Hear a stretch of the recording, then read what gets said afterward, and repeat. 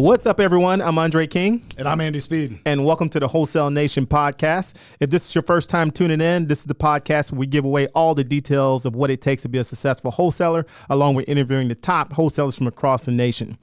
Also, we're the owners of Draco Properties, a nationwide wholesale company. So if you have properties that you need to move or properties you're looking to sell, hit us up at offers@dracoproperties.com. And lastly, we need your help.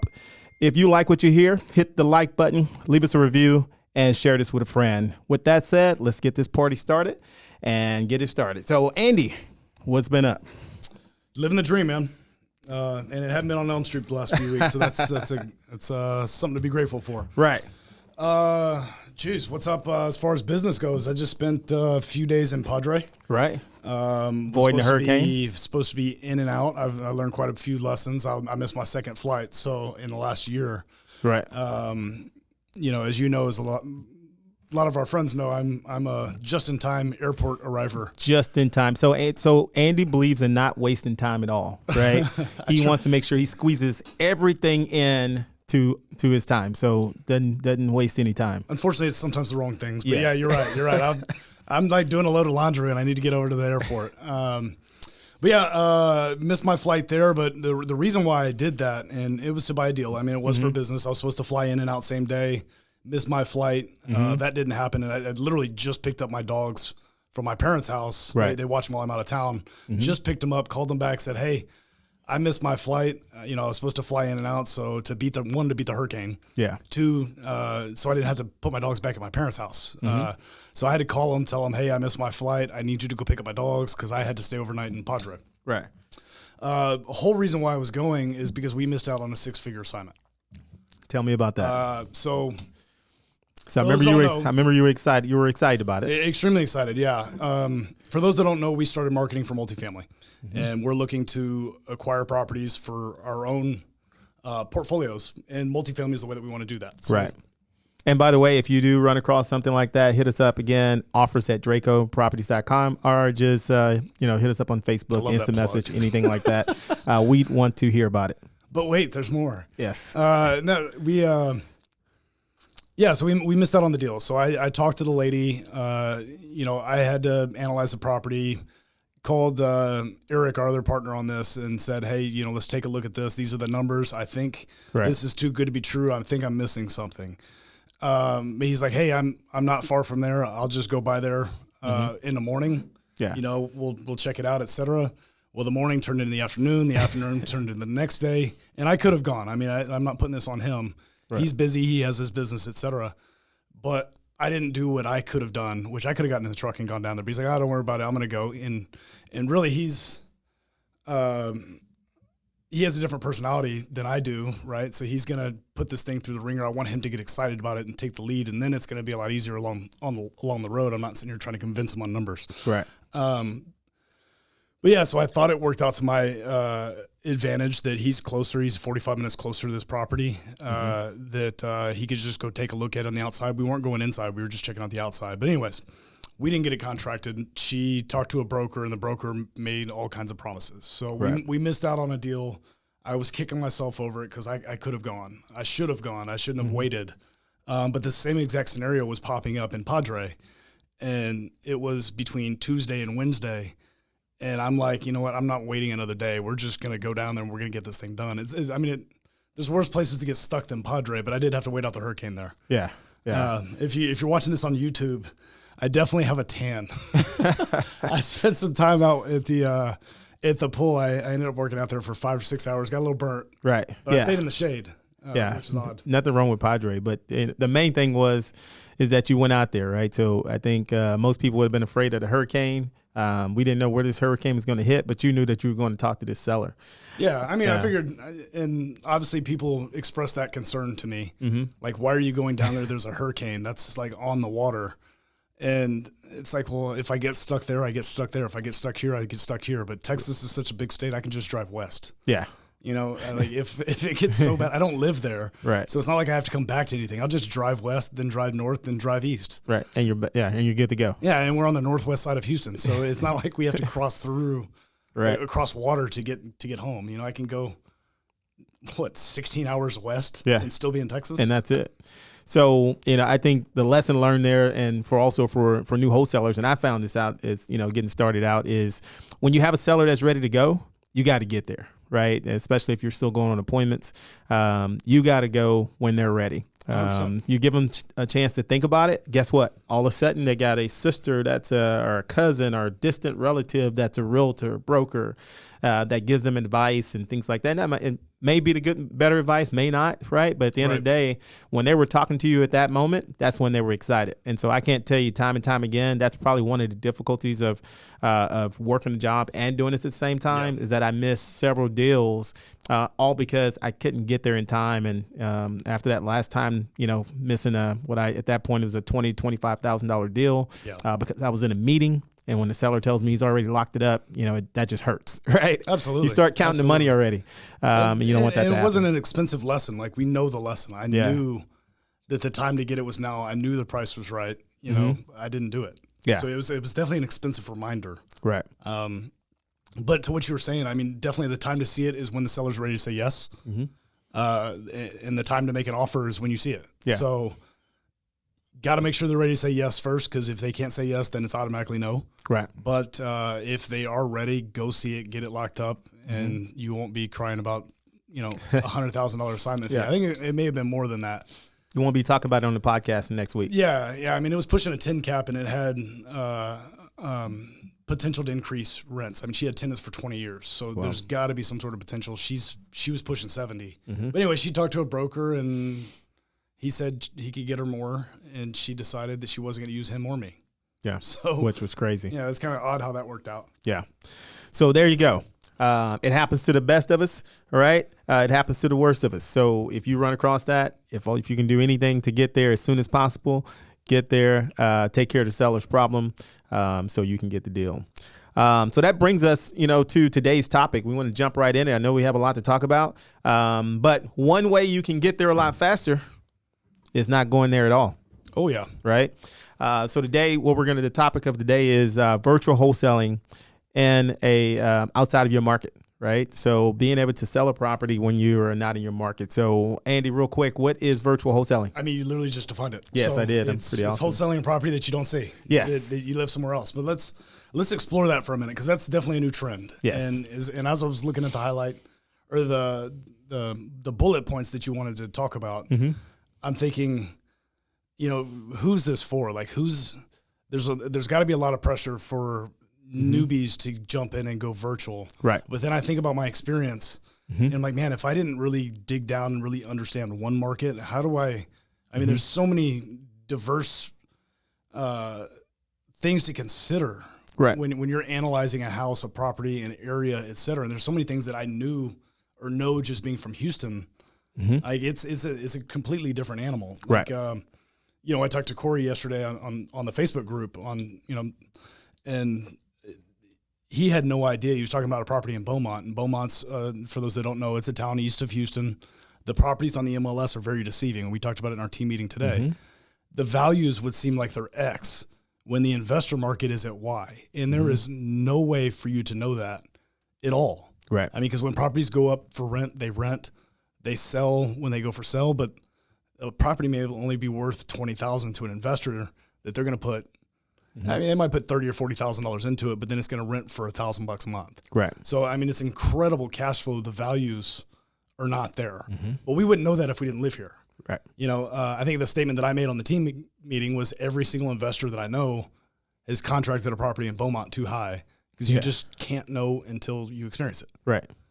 Yeah. So back to like who would the audience be for? Like, would you recommend somebody new jump in straight and go virtual, because it's incredibly efficient? I mean, as we'll talk about. Yeah. Would you recommend somebody new? No. I wouldn't recommend.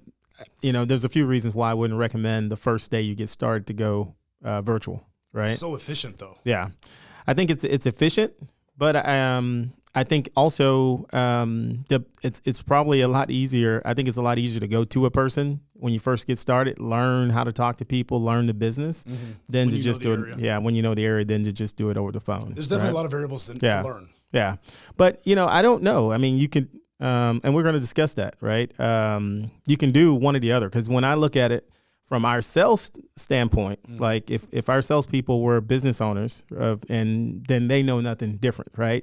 Yeah. They've contracted more properties than any of our people that have have only done it. Yeah. Over the phone. Yeah. So I think it could be how you learn to do it. So I'm gonna digress and re-say what I said. Yep. All right. I think that it's easy if it's all that you know, right? But I think sometimes people make it hard when they go out on appointments and they try to switch, right? And that's gonna be kind of our first topic we're gonna talk about. That's your mind shit. Yeah. That's your mindset shift. Right. The mindset shift that you were talking about. Right. I mean, what are you learning differently though? You're learning all the little nuances of the market, where the market is. I guess to your point, it is different if you're just going blanketing any town in the USA. Right. But if you are, let's say we're here in Houston, we know Houston, we added San Antonio, we were market specific. Yeah. I agree. You could get to know those markets. It's going to take more time. Right. I think you definitely, no matter what you do, you need a market in your backyard. Yeah. Because it's going to help you with your confidence. If nothing else, you got to practice. Unless you ask who is it for. Sometimes there are some people who are in markets that doesn't make sense to wholesale in. Absolutely. That's right. True. That's true. Then that person, they really doesn't have much of an option but to go outside of their backyard. Right. Fair enough. Right. Case in point, that was one of the issues that Nick had when we first met him. Wholesaling in Austin, Texas, which was properties were going at the markets weren't as good as Houston. They weren't as good as San Antonio. It's not as diverse as Dallas. Houston. So Houston, you can be a landlord, you can do owner finance. I mean, the property values are so high there, it doesn't make sense to be a landlord. Yeah. When we met with that group, whatever event we were speaking at, like a panel or something. Yeah. Everybody was doing the storage sheds. Yeah. Because you can't store people in Austin, Texas. You just have to store people's junk. Yeah. And get rent that way. Because who wants to buy a $400,000 house and rent it for $1,500 a month to college students? Yeah. Not a good idea. No.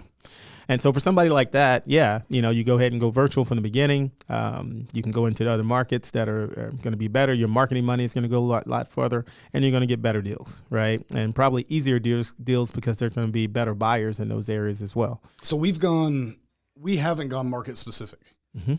We're going nationwide. Right. Why did you decide to do that instead of add 4 or 5 different cities? Right. So the first thing was to be able to go in, and we did that, right? We went into San Antonio first. But then the reason was because I wanted us to be able to buy properties anywhere, right? Mm-hmm. Anywhere, anytime, right?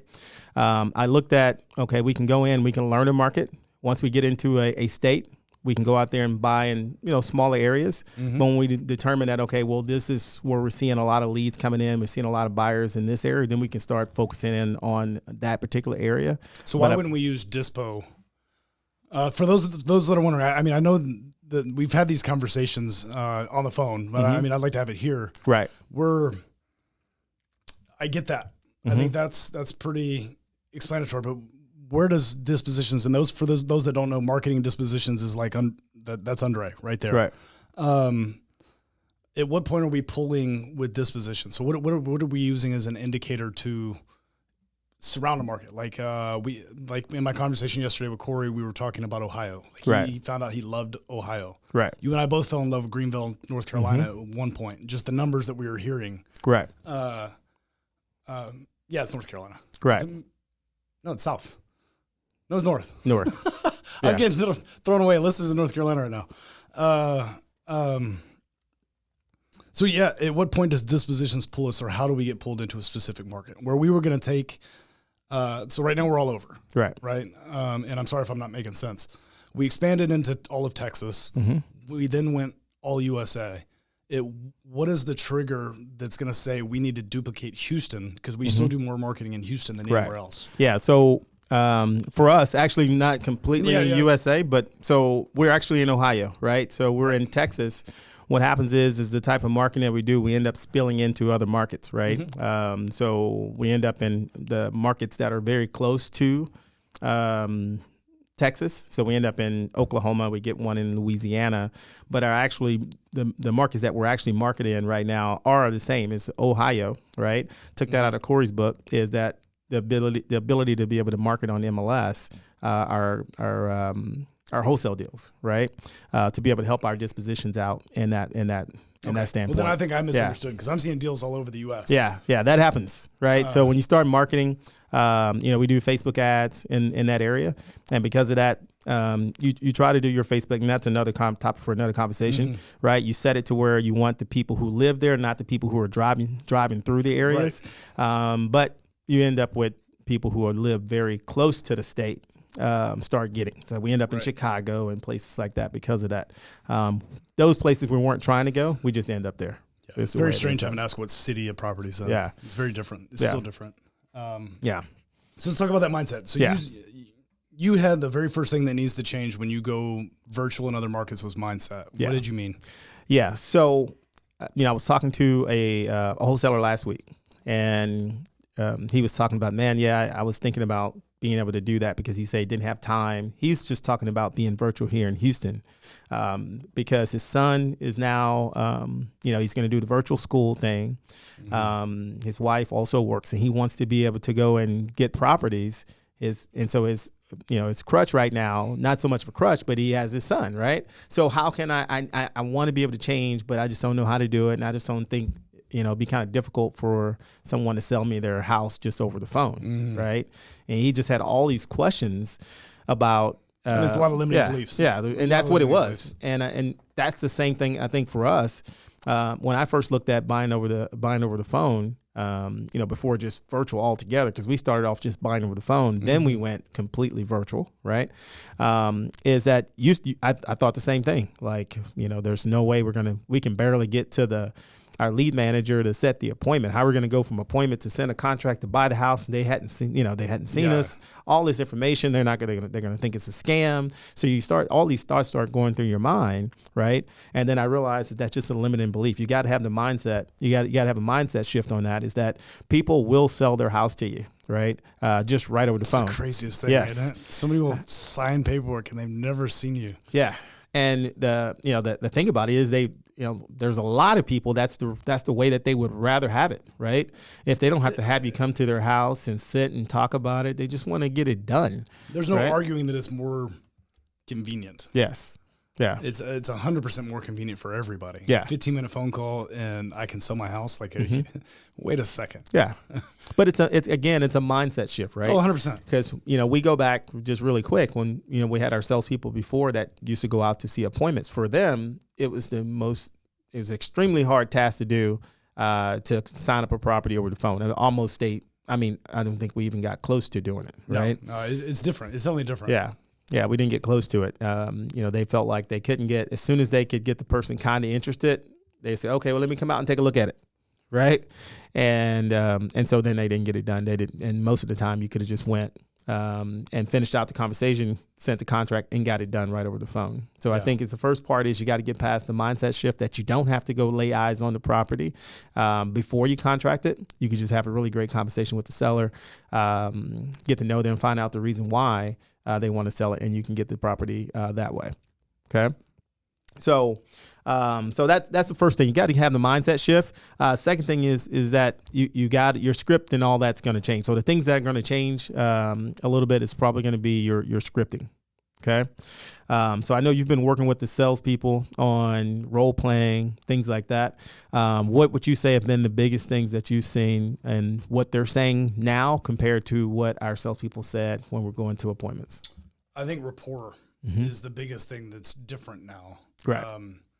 Going from in person to over the phone, you have a lot less resources available to you. They can't see you. They can't see body language. Right. It's only voice inflections and what you say. So that's all they have to go from. The biggest difference between the two is the rapport. It's harder to build rapport, and you can't stop building rapport when you're buying over the phone. Right. And that just comes with asking better questions. You're not asking yes and no questions. You're not getting caught up in where the phone call is going. You're absolutely staying right there with your seller, not concerned at all about where you're going with the call. Right. But you're listening for what they're saying and how they're saying it. Yeah. So communication is definitely more important, and it's more limited. Yeah. So hands down, the biggest difference. Advantages, obviously, we can have a lot more appointments in one day. Yeah. Houston is huge. It takes 2.5 hours to get to Houston from Houston. Like it's insane.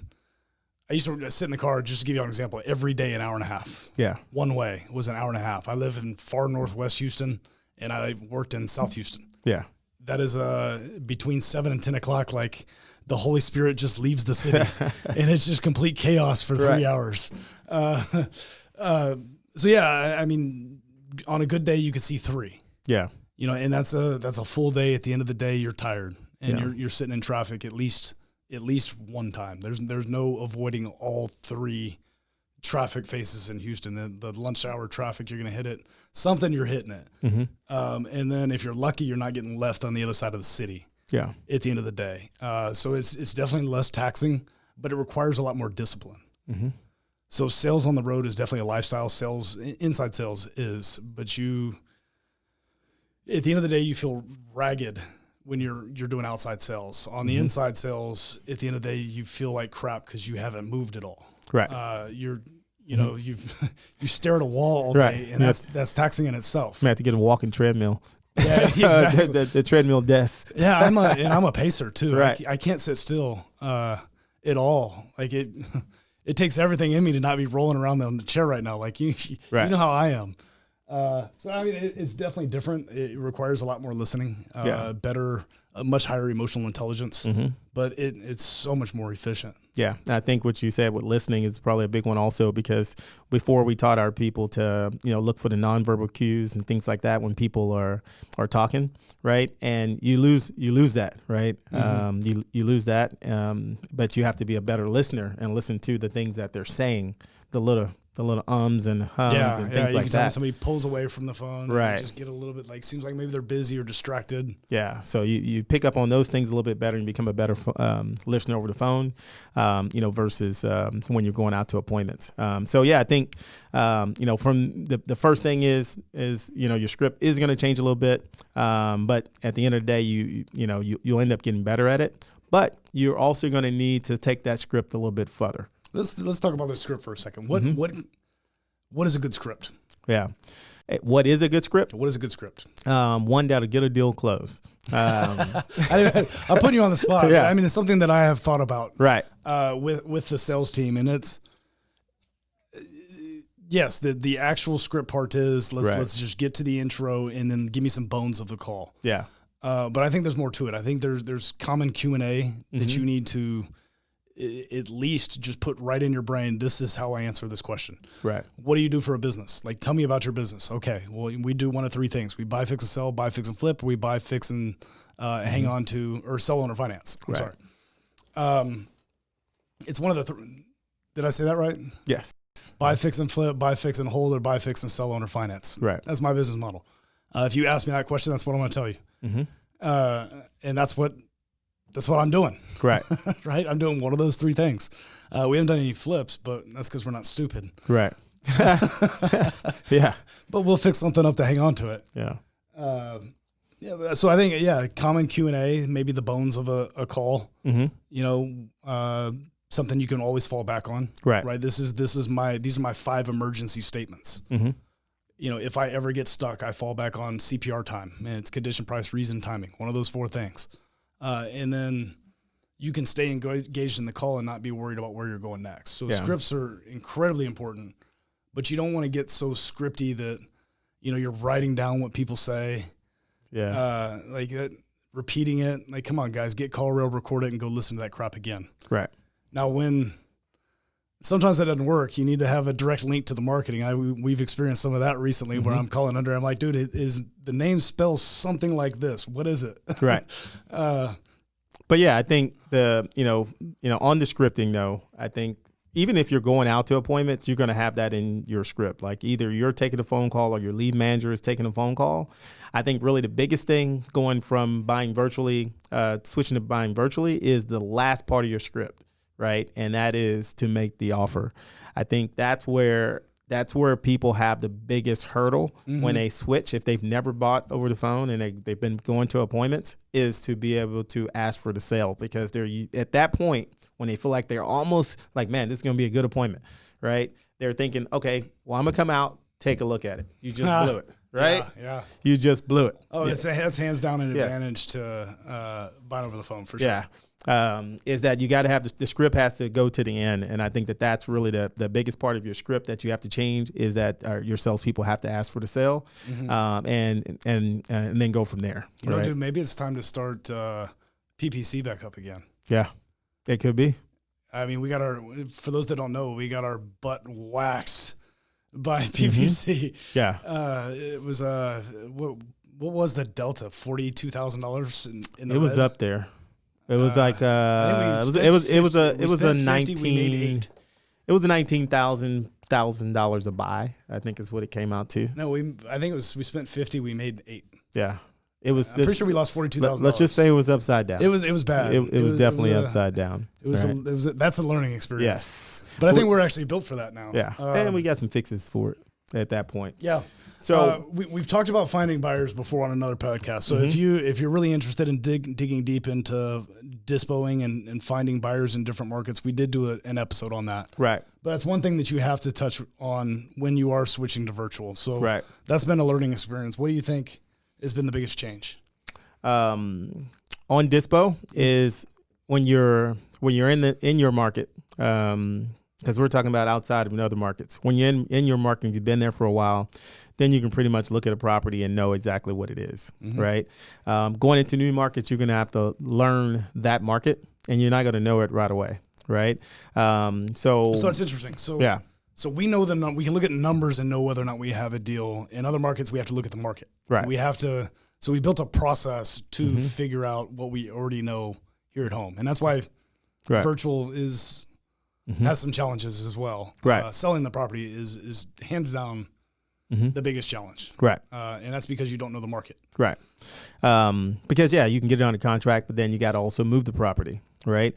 The whole selling part. Yes. The whole selling part. So I can, give example of, what we do in those markets, is that, and actually this actually spawned from us wanting to do this in our own market because we felt like we knew this market too well, right? And we were underselling the properties because we were going to the investor buyers, and we wanted to move away from those people and go for the homer landlord type person, the person that would pay more for the property. And that's what spawned our dispo process, right? So our goal now is to, when we get a property, is that we look for anybody in that area that's been buying buying properties, right? So we'll find the cash buyers, people who pay cash in that area. If we have to, we'll go to landlords, but right now we start with any cash buyers in the area. Right. We pull that list. We use like PropStream to be able to pull the cash buyers list in that area. And then we skip trace it. We skip trace the LOCs. And then we have our Dispo Junior calls those people and tell them about the properties, right? So it's really some guerrilla grassroots marketing. We want to get right to the buyer, let them know who we are, let them know about the property. From there, once we've done that, we'll text them, we'll email as well, and we'll give them second phone calls, right? And then, of course, you got social media, Facebook, those type of platforms to be able to put your properties on. But what we want to do is we get it out there to the masses, but we want to make sure that we're talking to people and talking to the buyers, right? And then we also do the same thing with realtors. A lot of the realtors have buyers, but they also know the market very well. So then we start getting market knowledge from talking to these people versus just sending a blank blast and you still don't learn anything about the market, right? So from a dispo standpoint, what eventually happened is you start building up a buyer's list. You start to get to know those areas. You may be regional. If you're working in the entire state, you get to know buyers regionally. But then you start chopping up the areas, and states begin to start to get a little bit smaller. Right, markets start to get a little bit smaller. You start to narrow down, where a property is going to sell, how much it's going to sell for, where buyers are buying it for, and all that good stuff. Yeah, you get to learn things like how to say Chickasha, Oklahoma. Yeah, Chickasha. They kept saying Chickasha, and I'm like, right. Like the 2 weeks into it, I'm like, are y'all saying Chickasha? Yeah, yeah. But yeah, I think that's really the biggest thing. I think from our standpoint. You're dispo, you have to be very careful, especially if you have dispo agents. They can sometimes get very lax in their job, right? And sometimes even if you're the entrepreneur and you're a solopreneur, you can get very lax in your job because you're like, man, if I can just, if this person will buy it, I'll give it to him, right? Then you realize later on, it's like, man, I was giving it to him like $5,000. Yeah, could have made an extra 10. But this guy, no wonder this guy loves me, right? Yeah. I'm sending everything okay. to him. I mean, we're in the business to pass on discounts, but Right. sometimes you pass on too big a discount. Yeah, and you're like, dang. Yeah. What happened there, right? Yeah, I mean, that goes. Right. Tie goes to the buyer, I guess. Yeah. But I guess. Yeah, you guess. But yeah, and the other side of it is, I think the part we, going up into, before you even dispo it is, I've gotten a lot of questions about pictures of the properties. Is the other one before it goes into dispo and going into the buyers and things like that. A lot of our show on that. Yeah, I think we could do an entire show on just pictures. Yeah, and teeing up conversations. You're setting up a pre-contract, and I'm basing my offer off of this. Right. When it comes back and there's no walls. Yeah. Which happens. Yes. Then you have to renegotiate. The first house that we bought. One of the first. Yeah. It wasn't the first. I think it was actually the first when we. First one you contracted virtually. Yeah, right. When we made it official. I mean, I bought houses I hadn't seen before. But when we made it official, this is how we're buying houses now. The first one had a fade. Yeah. Remember, like the front half of the house was green. The back half was like brown. Yeah. And the seller. They tried to mix the two. It was like a hyper colored house. Yeah. The seller actually gave us the best picture of the house. Yeah. 3 pictures of the house. I'm like, dang, this thing's like remodeled. Yeah. Yeah. That was it was like a display at Home Depot. Yeah. It's like, wait a second, where's the rest of the kitchen? Yeah. So you are going to have the pictures, right? So I know that's one of the big questions. So how do you see the properties? When do you see it? How do you contract it if you don't see it, right? Contract it first. Get some equity first. Yeah. Get the contract first, right? We base the contract based on what the person tells us. The condition of the property, and we break it and we go from there, right? If the seller has told us a fib or lied to us, I guess, about the condition once we get the pictures, then we have to renegotiate, and that should be obvious. Just that's any sales transaction, anything you go into, right? You have a retail situation, people renegotiate all the time because they come in and see and blue tape a bunch of crap, right? And so it's the same thing, right? So it's the same thing with this, is that immediately after contracting the property, we try to go to the seller first, unless the seller, granted don't have a right type of phone, right? And she can't send pictures or anything like that. But the best thing is we start with the seller. If they can email or text us some pictures, that's the best way to do it, because we'll get them quick. But we also let them know what to take, right? So what pictures to take, so that we don't just get pictures of the cats and a table and the things that they like. Right? So if you're listening to this, go on Wholesale Nation's Facebook page and ask Andre, not me. Ask Andre to put in. Ask Andre to put in the photo process that we have as an example for what pictures to take. Right. So I'll drop that in. You got to have it. You got to ask for it first. You got to ask for it. But yeah, that's the way to go. If that doesn't work, then we usually look for a handyman in the area. Handyman in the area. We use thumbtack.com to be able to do that. Just get on there and put on that we need someone to take pictures. The reason why we use a handyman or someone that's used to cleaning houses, because most of these houses need work. And we found one time we called a photographer, and the photographer's like, didn't want to walk in the house because the house was like our typical house, right? Yeah. It needed work. And it's like, man, this house is nasty. I'm only going to take outside pictures. I'm like, no, right? And he wanted to charge like $300 to be able to take these pictures. And I was like, no. So that's why you go with a handyman, someone who's used to this kind of type of stuff. They can get the pictures taken and get them over to you. Yeah, I'm over here laughing because I've actually I've wholesaled houses, right, and I've used retail realtors. They came with their services came with pictures. Yeah, and I've got these like real nice pictures of these really crappy houses. Yes, it's kind of funny. Yeah, like anything we buy from Shane. Yeah, or anything that we get from Shane it's always got the professional pictures. Right, which is nice. It's great, but a handyman's fine. Yeah, we want to see what the handyman sees, anyways. I want to see this through a handyman's eyes, not a contract or not a photographer's eyes. Right. Yeah. Photographs can be deceiving. Yes. As we learned on that first virtual deal that we had. Very much so. All right. Last thing that we have is you're going to have something to tie it together, right? You're going to have, if you've got it out to your buyers, right? You got your properties out, you have your buyers go in. Again, I guess another quick question is that I've gotten from wholesalers is, how do you get your buyers into the properties? Right. If it's vacant, then you can have your person who's putting pictures on it, taking pictures, put a lockbox on it. And then everything is just normal, just like any other thing. We carry a master key. Yeah. Yeah. If you don't know, that's a crowbar. Yeah. Knock the door in, kick it in, pry it open, whatever you got to do. Vacant is better, but if it's not, then, you let the, have that conversation with the seller, let them know that when your partner's going to be coming over, take a look at the property. They're the ones that are, working with you to make decisions. They're the one that's going to be the one fixing up the property. So definitely they're going to want to take a look at it. Right. And then you got to make sure you prep that buyer. Because sometimes you'll have the buyer that try to go around you, but let them know that everything, and keep in mind, this is what you're going to be doing anyway. When you're showing buyers, when you're in your backyard, you're going to have the same conversation, right? Mm-hmm. If you're walking through a house and the sellers are there, then you would meet your buyers outside and say, hey, everything comes through me. You don't talk about anything right in front of the seller. Right. You don't talk to the seller. Yeah. You be nice to the seller. Yeah. Hi, how are you?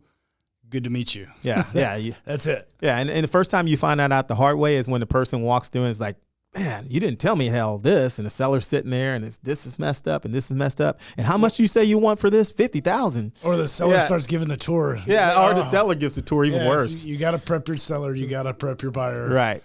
Yeah, and separate the two if you can. Yeah, so you really can't separate the two, so you got to have the conversation with the professional on the back end.